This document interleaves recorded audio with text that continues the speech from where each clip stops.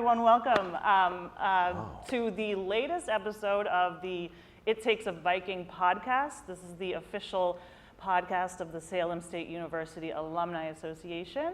My name is Jenney Dale Holland, and I'm the Alumni Relations Coordinator here at SSU, and I'm also a alum of the Salem State Theater Department, 2013.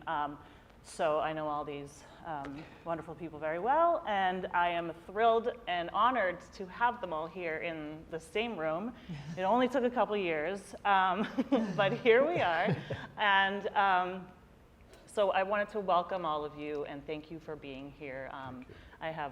We have five giants of the Salem State University theater program here.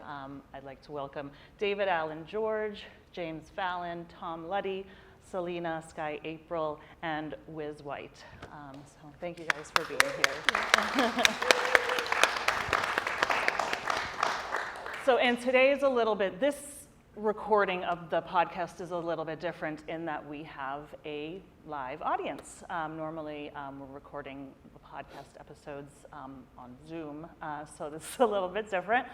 So I wanted to just give a shout out to the audience for making it out here on a hot July 3rd afternoons. Thank you guys all for being here as well. Thank you. So I wanted to just kind of jump into this really quick with you guys because we do have such a short amount of time and so many incredible stories to tell.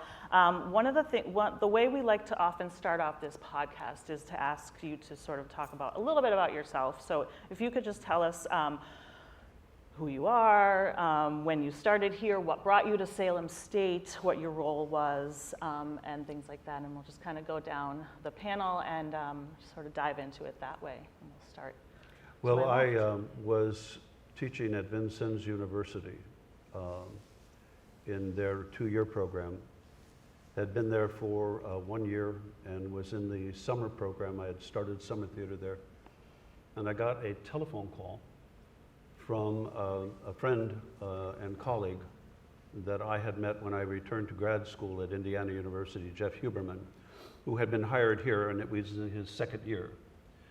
He was very tight with Whizz, and I had known Whizz when I was in grad school. And he called and said that he was leaving. He had been hired by the University of Massachusetts in Amherst to head their acting program and to concentrate on their graduate school, and he was very keen on doing that. He said that there were a lot of problems here, but that Charlotte Ettinger, existing chair at that time, was adamant about trying to have a BA program started. And I caught a plane, came in. I had lunch at a restaurant. Whizz came up on a motorcycle. And I was introduced to the existing faculty then, who were primarily speech teachers. Mm-hmm. Whizz and Charlotte and I went around the theater that afternoon. The next day I went over to Charlotte's house, and Whizz was there, and Charlotte was there, and Patricia Zato was there, and said, we really like you and we want you to take the job. What? What? And I said, well, I'm going to return home, and I had called my wife from Logan Airport and told her that I'd been offered the job, which was far less money than I was making at Vincennes. And the bottom line is I accepted the position because of Whizz and because of the promise that Charlotte made. And she said, we're going to have a program, and that's all there is to it. So the program was a 2-year program at Vincennes, and I wanted a BA. I wanted a program. And not just to send my students away in 2 years. And when I got here,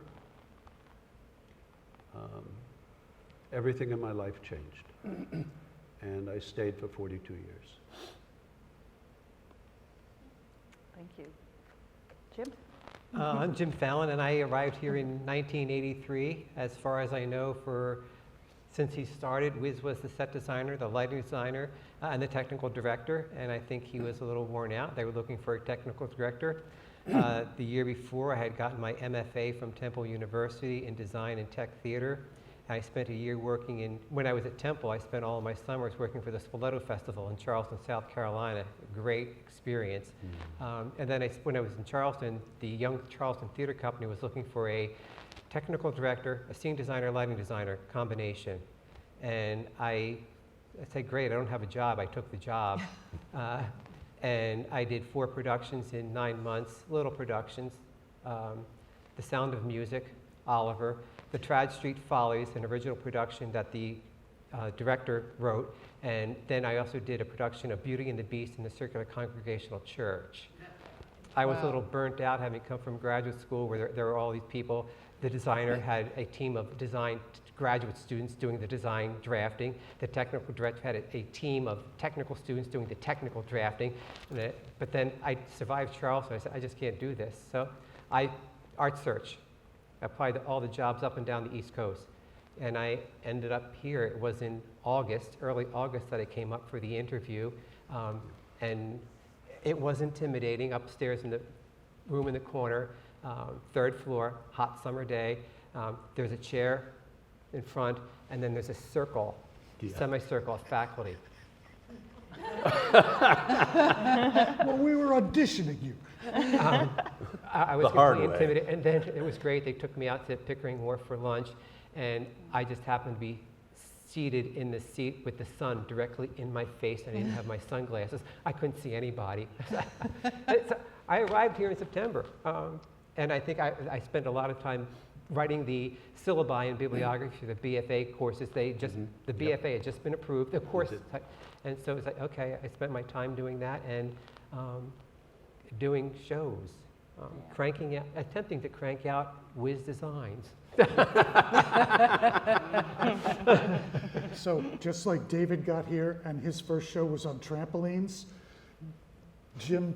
Professor Fallon got here and I gave him a set that had no straight lines. Frankenstein. It was a 16-foot radius half circle on stage, curved staircase coming down, and of course, this is a secret nobody knows. Whizz liked to blow things up. There were explosions, doors flying off their hinges, body limbs strewn apart the stage. Oh, fun times. Yeah. I'm done. Tom. Hi, I'm Tom Luddy. I came here in the middle 60s. Whoa! Wow. Yeah. Is it still the 60s? And I was hired by the English department. Would you believe it? Yeah, I was. I taught English for a long time. And I wandered into the theater, and I decided to see if I could get some work here too, and I hadn't stopped. I did get work, and I've been happy doing it for a long time. I don't know. Well, Tom, you were doing theater. I got to jump in because I'm so excited by this. You were doing theater with Michael Antonikis, weren't you, even before Whizz and David showed up? That's correct, Yeah. yes. You guys were just doing sort of found space or something? That's right. Mike Antonikis, who was an English prof too, and a writer, a good writer. And so I hooked up with him, and I started working with him doing some of his plays. We had a lot of success doing that. And that sort of paved the way for us to go on and do other things on our own. So somehow, don't quite know how, I kept doing it. I didn't stop. There was always a play to do. Even if I had to make it up as I went along. And I did. But I did that for a number of years, and I was happy doing that, and then I moved on to do something else, you know. This was not a lifetime career for me, although odds and ends happened, and I kept doing theater in small bits and pieces around at the same time. So I'm still here. Haven't done any theater in a while, and that's a good thing. Go see somebody else's work. That's right. Yeah. And there's Tom with Professor Antonakis the year before I got here. Two That's men right. about town. That's right. Look at them. Yep. Wow. Are you guys doing the hand jive there? What's happening? Hand jive, right? Yep.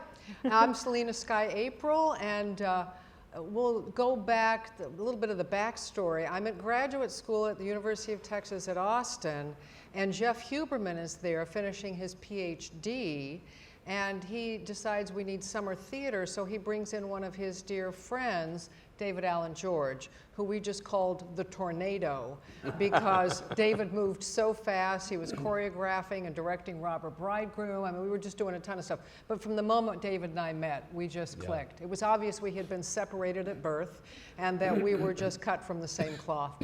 And so jump cut, now I'm in New England. I'm vice president and casting director of Gloucester Stage Company, and we're casting for primary English class, where the characters actually have to really speak the language that their character is from, right? So we had someone who spoke Japanese, we had someone who spoke French, and they're at night school learning how to speak English. It made Diane Keaton. It was her first off-Broadway show. And David speaks German fluently. So in he walks, and we see each other, and he says, I want you at Salem State. Yep. And he says, we've got an adjunct part-time position in voice and movement. And I had, you know, insurance, and I was working full-time, paying off my student loans as a legal secretary. And I said, it's kind of nervy, I said, call me when you have a full-time tenure-track position. Yeah. And he called Smart. me a year later and said, we're starting the BFA. And it chokes me up to think how God worked, but it's the only full-time teaching job I ever applied for. And there were like 110 people that I competed against, because, Wow. you know, positions in performance, they're coveted. And I thought I was going to teach voice and movement for that scary teach in front of the faculty kind of thing that happens. And about 3 days before I show up, David goes, oh, listen, it's, you know, you're going to be doing this in late April, early May, so that class is finished. You're going to come in and to a directing class, and you're going to teach on style, which is like the hardest thing to teach. I'm like, Oh, yeah. what? So now I'm in a panic. I've got to get new slides. I've got a full new preparation, all that. So I get to the class. I'm trying to teach on it. And the slide machine, you remember this, David? The slide machine is like not working correctly. So David leaps beautifully, grand jeté, up onto the desk where the machine is to try to deal with the overhead projector. And I'm trying to fill time and look like I can teach and wing it. And I'm talking about style, and David's wearing this really great tie, and I'm thinking, I know this man has style. His socks are going to match his tie, right? Please, Lord. And so I go, David, show us your socks, right? He does this amazing piece of choreography, and his socks matched his tie, and I think this is why I got the job. It's because of David's socks. And so I do remember telling Patricia Zato, oh no, she has style. We have to have her, she has style. oh my goodness, that was so fun. And so I came in for the BFA performance, and I came in, some of you may know Brad Olson, Yep. but he was a freshman when I was a freshman faculty member. We started together, and I came in with the first BFA performance freshman.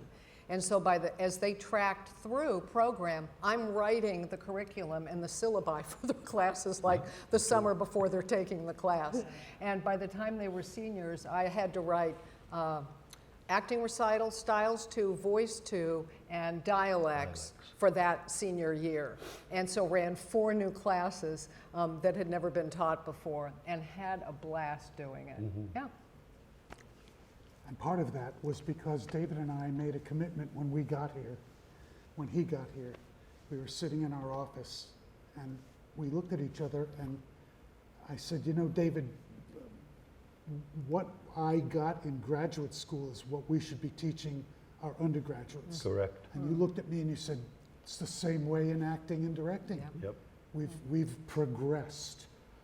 The whole theater world had progressed to that point. Yep. And that's why we brought in people like you who could then take it to that next level. And you look at the result of what our students are doing out in the real world, and you go, wow, we did it. Well, I was a,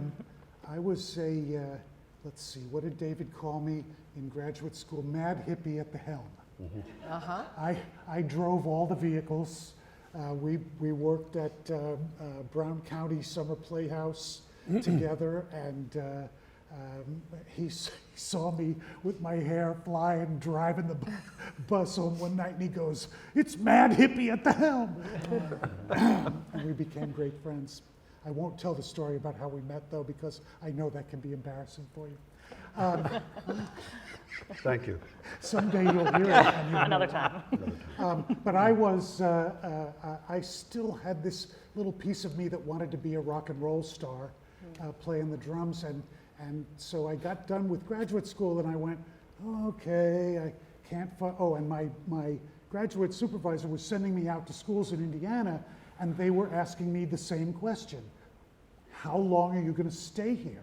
And I know it sounds flip now, but I would look at these people and go, how do you know how long you want me?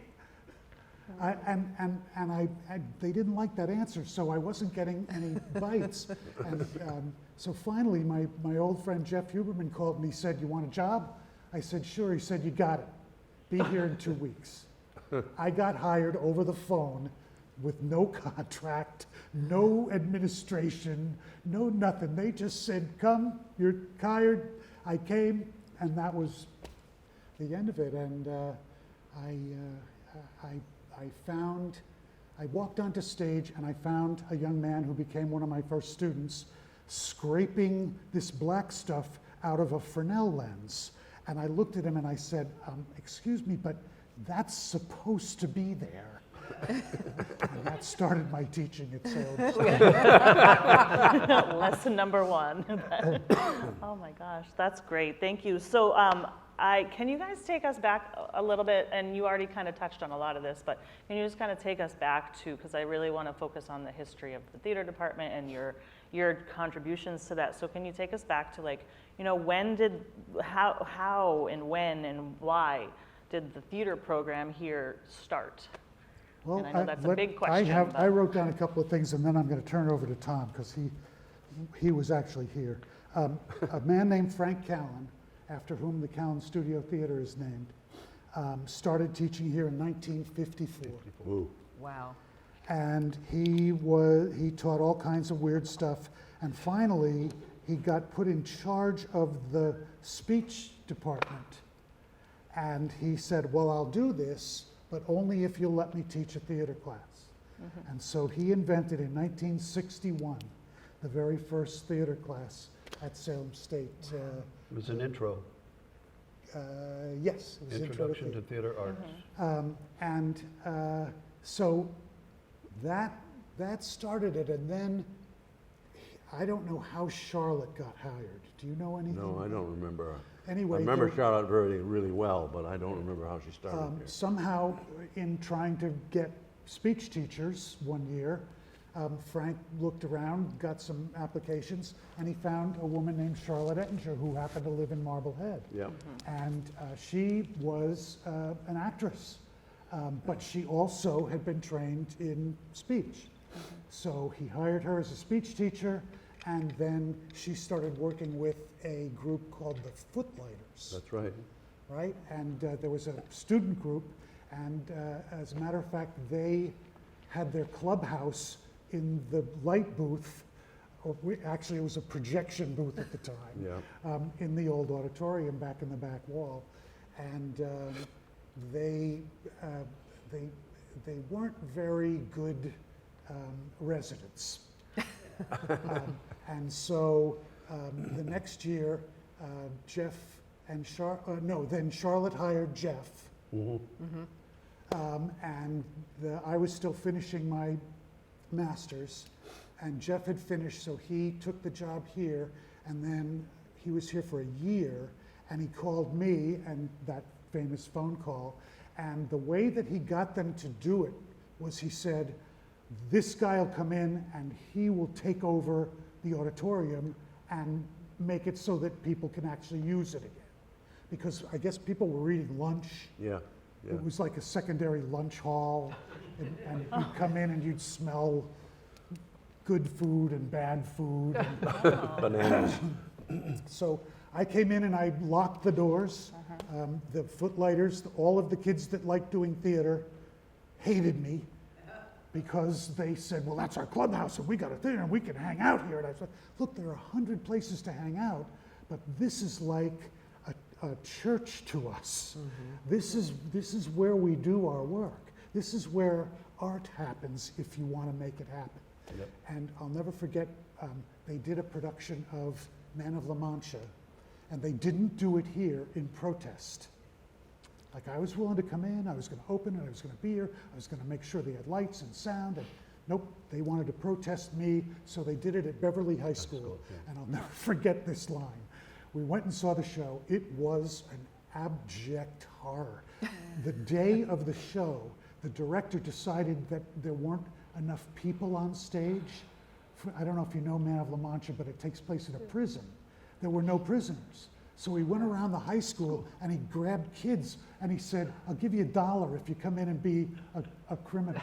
So you had 35 high school kids sitting in the back wearing just rag things and going, hey, Jimmy, yeah, look at me, all through the show. Well, here's the line I'll never forget. Charlotte insisted that we go back and say hello to the kids. So the kids all came running up. Mrs. Ettinger, oh my gosh, what did you think? And Charlotte, without missing a beat, said, Man of La Mancha is one of my favorite theater productions. And that's all she needed. And they applauded and everybody was happy. And all of a sudden the Footlighters started and became the studio theater. Studio theater. And I just got, what I did as soon as none of us knew about how Charlotte got here, I texted Patricia Zato, who is foundational to this department and hired Jim, hired me, hired many people. And I said, how was Charlotte hired? And she said she was a temporary 1-year hire because Frank Callan was on sabbatical. And then he came back and she stayed. So that's how we got Charlotte. That's great, thank you. I love Well, how Patricia Zato's here. The way we got Professor Fallon was they forced me to go on sabbatical. I didn't want a sabbatical. I didn't have anything to do. I said, well, what do you, I don't want to. Nope, you have to go on sabbatical. You've been here for 6 years or whatever it was. And so I said, okay, so they tried to hire someone to take my place. No one person would do it. They had to hire 2 people. 2 people. And so at the end of their time, I went to the vice president and I said, okay, I know we can't have 2 people, but can we have 1? And they said yes, and that was the position that we invented for you. The theater program here. I'd like to bring up the student theater ensemble, because when I was here, it went from the studio theater group to the student theater ensemble. When There you were got some- here, they were our funding source. They were our funding source, and I think I'm not out of step saying that it was very, very difficult, because you want the students to be participating, but you want to teach the students, and there's that question again about this is church, et cetera. This is not for your party. And you are supposed to be learning not just an art form, but a discipline, a real discipline, because it requires so much time. All of us know that. But we were doing a production the second semester of my first year, and it was a musical piece, and the lead role that Tom hired was a part-time teacher, Elizabeth Hart, to sing the lead role. And the student president... Fantastics. Yes, I'm sorry, did I not say the musical? No. It's fantastic. We hired her as a speech teacher Yes. who could sew. Yeah, and she became our costumer. But she also became an actress, and she has a beautiful voice at that time, et cetera. Whizz completely gutted 4 rows of this theater, brought it into a giant thrust. Nobody had seen anything like that before. Bottom line is that it was 10 o'clock on a Monday after technical, and the entire student theater ensemble executive board was on my front porch. And the president at that time said, we are going to suspend the production. we're not going to fund it anymore. My girlfriend sang better, auditioned better, and she should be in the lead role. So this really happened. It was right over on Shore Avenue. I was renting an All apartment. right. Wow. And I closed the door so my wife and children could stay asleep, and I walked out on the porch and I said, "Get off my porch. I will not tolerate this. You're supporting an art form. You're not supporting a club, but we are a club." I said, "Well, you won't be tomorrow." So I saw Charlotte Ettinger. We went to the president of the college at that time, President Pension. I told him, that's it. Nobody in the theater should take orders from the students that they're supposed to be teaching. And especially not from a group and club that agreed to produce for their benefit to have theater, not to have their girlfriends in the lead role. President Pension was more than accommodating. Turned around and he said, whatever the rest of the production needed for funding, I went to Tom. It came out to about $8,500. He said, you have $10,000. And I said, well, I don't know what we should do about the student theater ensemble. Whizz and I got together with Charlotte. We had a meeting with that group. They came around. Great. Because the production was going to go on. And many of them who were backstage and a few that were on stage were going to be out. And I don't mean to get about it, but I still am was a tense realizing time. that that was a very important step that our department had to take. To say to the students, this is a department. Yes, we are producing. No, we don't have the BA yet. We're working on that, let alone a BFA coming your way. But you have to assist us. You don't boss us. And we're not bossing you. We're just trying to do theater.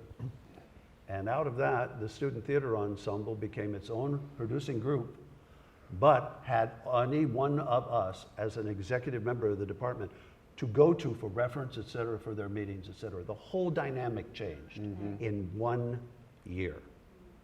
And I think that was a very important step of getting it out of a group and club, out of student production hands, and into the hands that appropriately should be dealing with the hands of the students in their student theater ensemble. And after that, the ensemble did incredible work. We also did, I think we didn't, Tom, didn't we set up a percentage?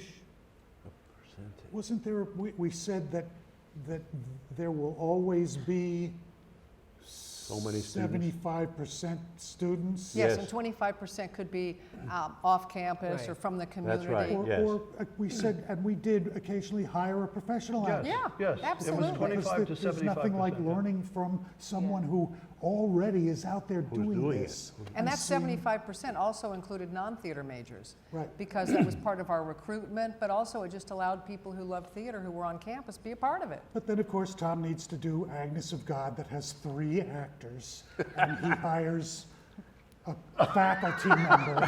So all of a sudden, the 75 was 66, and they came and complained. They did. Yeah. They did. They said, But- well, you promised 75. I said, well, you want us to, so you know what we did? Do you remember, Jim, what we did? You were one of them. Oh, those shapes, those odd shapes or whatever in the black that were the set So- Oh, the movers. set movers. Oh, the Yeah. set That's right, So- yes. So yeah. we invented 2 characters that were statues. It was a 2-sided set. One side was the Abbey, the other side was the Therapist office. Clinical Yep. therapist's office look. And when you turned it around, the 2 statues turned the set around and then went into place and went like this for the whole next scene. And they were actors, and there we got our 75%. There you go. That's brilliant. I have to mention, too, another little story. But hold on, before you do, I just have to say that after that occurred, I can't even tell you how easy it was to teach acting because the kids were like, oh, she can practice what she preaches. And so my stock went up and I thought, wow, this is a good idea. Every Yeah. once in a while, just show them you can do it. Because they could see Whizz design Right. every show, right? But in terms of acting teachers, Oh, unless they were seeing you do your chops. You know, that's a very important Yeah. statement that you've just made about Yeah. all of us, because Tom's performances, my God, us Brilliant. and Lear, Yeah. the fact that the students would be on stage with you and go, I am so happy that you were here. Not proud, I'm happy. And you and Lear too, as the fool. Yeah, and it was, you know, another thing that's really incredible about get that story out what there, Mary. happened is that it was never forced. That's it didn't true. feel anything but right. Yeah, no. That you would say, yes, I want to do that. Yes, we I just can go and do that. it. It was Yeah. like between 2000, like 2004. I guess that's Yeah, I just exceptional people that have been brought together. I Yeah. don't know.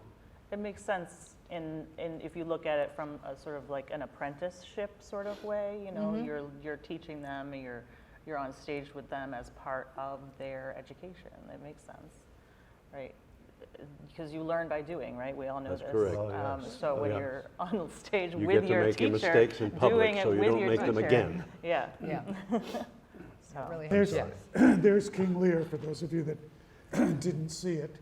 And there's Tom in the middle with the hood on, and that's David over on your left. oh, And that behind is the famous Eye of Whizz.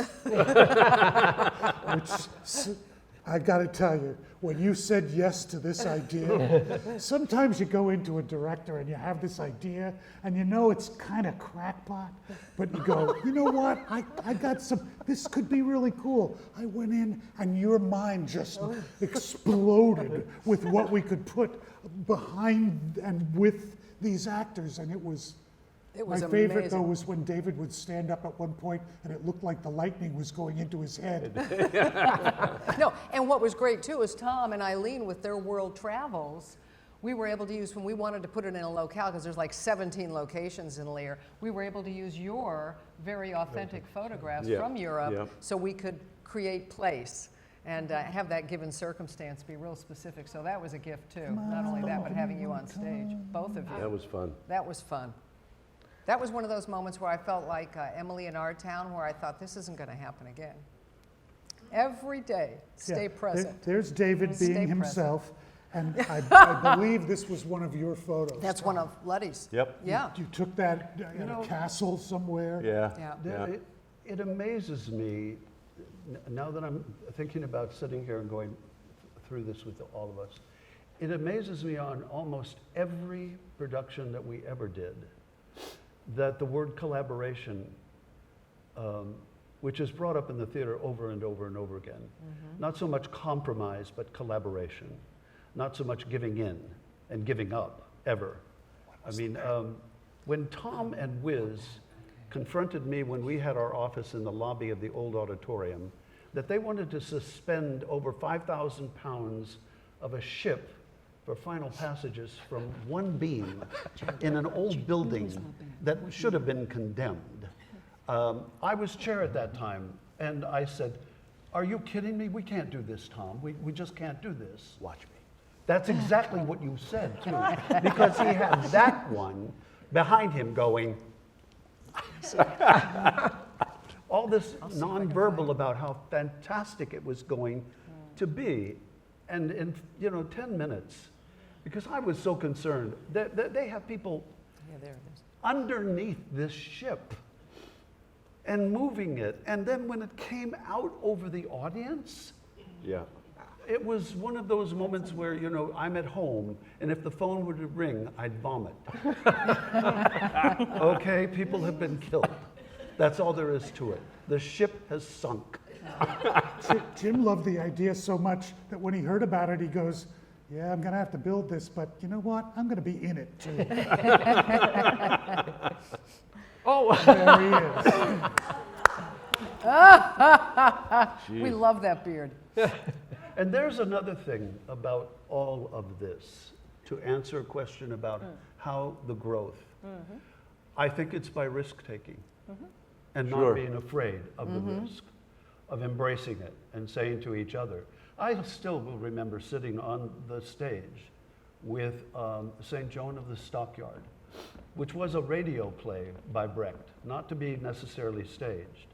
And both you and Jim sat with me and said, "Well, where are we? What is it?" And I didn't have a clue. I mean, it reminds me of when Celena was first here, the first production she did was Grease.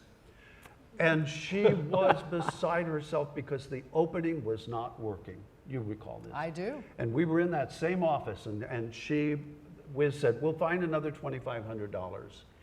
And I loved you for this. She said, "I don't have another $2,500 trick inside of me. I don't know what we're going to do." And Celena and I walked down the aisle, and everybody was doing an improv about starting. And I turned to her and I said, let this happen. And you said, what? Just like turning to the two of you and saying, I have no idea where St. Joan is. Yes, I but want then a you vortex. used the magic word. A vortex. He You know, what kind wanted of crap is a, that? You know, a David, what's a theatrical vortex And- of light, sound, action, actors. He left. What? And then Dave, and then Jim and I looked at each other and went, what? Yeah. The next day, they already had the answer. And to take the risk based on, I, a director, don't have a concept. The concept comes from a director and technical director. Gee, isn't that breaking all the rules? No. No. Because we broke rules. Even though I just said, the theater is collaboration, and I wanted the students in the student theater ensemble to remember that as a rule. It wasn't for us when it came down to the nip and tuck of making something truly wonderful happen. Well, to I make think it they work. saw it because they saw us working all the time, all together on everybody's show. We all owned each other's shows. That's right. You know, I mean, you were working on mine, I was working on yours. When we were doing True West, I'd finish rehearsal at 10 and I'd see Jim and James Wachowiak and Doug Garland come in to paint and build and work with you, you know, and so they weren't working on the show, but they were working on the show. Yeah, no, Jim was doing Yellow Formica. Yes, I was thinking of the Yellow Formica this morning. Yeah, and David said, run with the improv, this is a great idea. So when the audience came into Greece at the opening, Brad Olson and Laura were making out in the theater, as it was supposed to be like high school, right? So they're making out as, you know, the audience is sort of like, who are these kids? And somebody was chasing Peter Adams, a gang of guys was chasing Peter Adams trying to pants him, because, you know, this was what high school was about. And then you'd go down into the bathrooms and there'd be some cast members down there smoking, you know, because you smoked in the bathroom in high school, right? I mean, that's where you went. So there's just sort of chaos of, you know, returning people to where they were at. We were so in the spirit of, I thought my stage manager was going to kill me. Opening night, I'm standing with Charlie from Campus Police, right back there, and Grease Lightning is going on. The guys are there, and I said, hey, Charlie, you want to have some fun, want to get into it? And he went, sure. And I said, turn on your flashlight right at the end of this number and run down the aisle and say, hey, you kids, and let's see what happens. I forgot to tell the stage manager I was doing that. So I think there was a little complaint at post-production. But anyway, when those casts, because I said, everybody opening night, surprise me. Do an improv that you've never done before, and I'll do one too, right? So that was my payback for them. And when he flashed that light and yelled, those students on stage, Rich King, one of them, turned and froze, and of course I'm behind him laughing, and they booked it off stage because it looked like they were stealing the car. Anyway, it was so fun. But they got so used to seeing us do this together that it was just a given that this is what we all did, you know? The opening of, no, before the hair opened, the audience coming in, the smudge sticks, the smell of marijuana. My office was up in the lobby there, and I was there every night, and the audience comes in, can we smoke in here? Can we light up in here? Yeah. That was such a great production. Unbelievable. Oh, Tom's, yeah, and you know, Tom and all of his colleagues from English, all the old hippies, they would just be in the front row and they'd like light their, we didn't really have cell phones, they'd light their Bic lighters, you know, and they were waving it like they were at a concert. And, you know, this is the older faculty, all tenured, that are doing this. We had sit-ins and, oh, it was wild. We've had a lot of really, really interesting experiences that have caused the growth because of the rumors, because of the word of mouth. I remember very specifically during Hamlet Dreams, Whizz had sprayed everything that was going to be anywhere near any of the explosives that he put in to the adaptation of Hamlet that Celena had written. And it was the night of the adjudication from the regional Kennedy Center people. And Brad Olson was on set. Flash pot went off right here on the stage right side, and his costume caught fire. The drapery caught fire. Other alum at that time jumped up on the stage and pulled it down. Brad was rushed off stage. It was me. I jumped Two of over the house my managers sleeping hit daughter. the alarms. The theater was vacated as quickly as possible. I will never, ever forget that the next day, the Salem Evening News, front page, said major fire stops production at Salem State. Patricia Zato called me up very early in the morning, said, get into my office. We had a meeting about it. What do we do, et cetera, et cetera. And then out of the blue... Meanwhile, I had met with the fire marshal. Yeah, out of the blue, it was just simply because it had all been sprayed, but we had opened a door, and that spray can evaporate very fast in a hot afternoon, and it did, on this side of the stage. But my point is that the ticket sale went through the ceiling that very day. That's right. Right through the ceiling. Yep.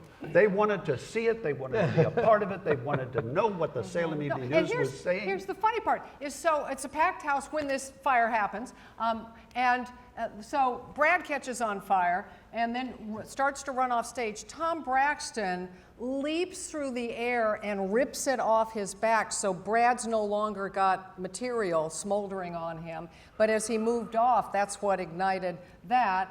And the audience was so used to Whizz blowing their minds that they're all sitting there like, oh, this is fabulous. Look at that guy, like he's almost on fire. I don't want you to think that we didn't Nobody moved until the alarms went off. No, and then finally, Brad Olson's brother, who had seen the show before, jumps up in the front row, turns around, and says what you're never supposed to say in a theater.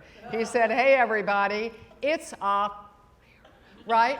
And it was so funny, the parents all like scream and yell, and all the children stand up, look for the closest exit, and the children are behaving perfectly. And the theater cleared very quickly. Interesting phenomenon. You see how it's a law that you have to have exit lights over each exit? They do nothing because everybody in that audience stood up and went to the back. There were 2 other entrances on either side with big lit signs that said exit. Nobody went there. They all just nicely walked out the main door. And to compliment our amazing technical staff, so the fire happens. Our students, house students, immediately were pulling the alarm out there to let the police know. We had fire extinguishers everywhere, and the fire department was here in like about a minute and a half. I mean, they were here so fast, and they got here, and everything, all the fire was out. They said, your students did it. The students did it. They knew what to do. They took care of it. Let us do the show the next night. It was amazing. We took all the fabric down that didn't burn. We did take the flammable fabric down. Yeah. But really, it was just, it's like something that you think is going to be, oh my God, turns right around.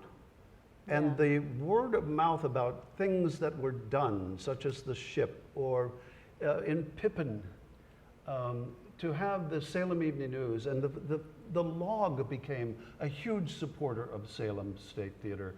A huge group of students wanted to become reviewers, let alone WMWM when we had a radio station. There was a radio station that used to do interviews with our students. It was like everybody seemed to want to be a part of success. Everybody does. But everybody here just seemed to want to support what was really successful. And when I first got here and we joined the first time ever with the Kennedy Center's Irene Ryan competition, to have the trampolines invited to UNH to be the first production up. And a 45-minute set-in was allowed, and a 45-minute exit was allowed to take those trampolines off. It's crazy. Wow. Whizz orchestrated the set-in and the strike so well that not only was the set, and this was 1, 2, 3, 4 trampolines and 2 offstage trampolettes to get them on. Those were the fairies. The real people, he brought up a floor, and the real people could walk on the floor. Underneath the trampoline. Okay, now this is 1978, no, 77. No money, no money. We're doing it on borrowed money. We're doing it with student theater help. That was the first time. We go to the Kennedy Center at UNH at Keene. The strike is about to happen, and the audience stays. They're in competition with 6 other productions. We could take this down and get it off stage in 45 minutes. It went down in 42. 42. When they went off, Whizz orchestrated, because I was in the house. I was in the house trying to backpat everybody. Anyway, the fact is that the audience waited to see if it was made. Whizz got everybody then off from the dock, stood in a straight line, and took a friggin' bow. And the whole audience place went- applauded. They the- couldn't Yeah, they believe did. that we did it. The place went pandemonium. People were talking about it for days afterward. When we got back here, the president of the college came to us, to Whizz and I. Charlotte, we met in his office, and he said, I don't care what you need. All you have to do is ask for the support, and I will give you the money. Well, Now, no one that at the tells me college had what gotten that happened. kind of press. Year after year, show after show, the investment that faculty, staff, and the students, most importantly, our students. Just as Celena said, when they see you working so hard, they work harder. When they see you in a class giving so much in a classroom, they give even more in a classroom. Yeah. And it's not even a question of competition, it's a question of belonging. And I don't know how many times in my career through the Kennedy Center have I heard about all of us through other Somewhere in that people about neighborhood. your department is a family. Tracy Chimo was a senior. Well, and you guys also, you know, what's so awesome about all of you guys together, working together, is that, like you mentioned, you are risk takers. You are also, you all have like that, and maybe it comes a little bit from Whizz, but that rock star mentality of like, you can't do that. Oh yeah, watch me. Yeah, exactly, yeah.